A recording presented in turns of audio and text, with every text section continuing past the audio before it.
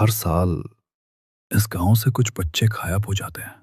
लोग कहते हैं रात में कोई उन्हें ले जाता है। नेहा और उसका छोटा भाई शिवांग समर वेकेशन में अपने दादा दादी के गांव आते हैं। गांव शांत था, लेकिन अजीब तरह से खाली। ना कोई बच्चा खेल रहा था, ना कोई हंसी की आवाज। नेहा ने पूछा, यहां बच्चे कहाँ हैं?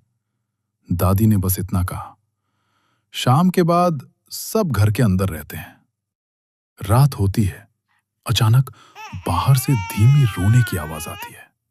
शिवांग डरकर नेहा के पास आता है। दीदी, कोई रो रहा है।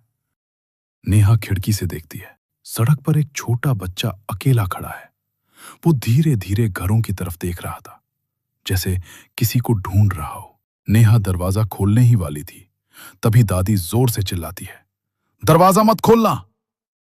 अगली सुबह पता चलता है, कल रात एक बच्चा गायब हो गया। नेहा शॉक्ड, लेकिन वो तो खुद बाहर खड़ा था। दादी चुप रहती है। नेहा को कुछ गलत लगने लगता है। वो नोटिस करती है, हर घर के दरवाजे रात में अंदर से बंद होते हैं, जैसे लोग किसी चीज से डरते हैं। नेहा डिसाइड करती है, आज रात मैं देखूंगी क्या होता है। रात होती है। शिवांग सो रहा होता है, लेकिन अचानक वही रोने की आवाज फिर आती है। इस बार नेहा चुपके से बाहर निकलती है। सड़क पर वही बच्चा खड़ा था, लेकिन इस बार उसके पीछे दो आदमी अंधेरे में खड़े थे। नेहा छिपकर देखती है। वो आदमी उस बच्चे को पकड़ लेते हैं, लेकिन कोई दरवाजा नहीं खुलता। पूरे गांव में खामोशी थी। नेहा समझ जाती है, ये किडनैपिंग है। तभी शिवांग भी बाहर आ जाता है। दीदी, तुम यहां क्या कर रही हो? आदमी उसे देख लेते हैं। एक और मिल गया। नेहा डर जाती है। वो शिवांग का हाथ पकड़ती है और भागती है। आदमी उनके पीछे दौड़ते हैं। आखिरकार दोनों किसी तरह घर पहुंच जाते हैं और दरवाजा बंद कर लेते हैं। नेहा दादा दादी को सब बताती है। आप लोग कुछ करते क्यों नहीं?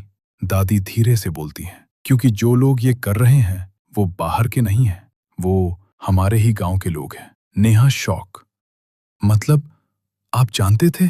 दादी की आंखों में आंसू आ जाते हैं। हमने पहले रोका था, लेकिन जिसने आवाज उठाई उसका बच्चा सबसे पहले गायब हुआ।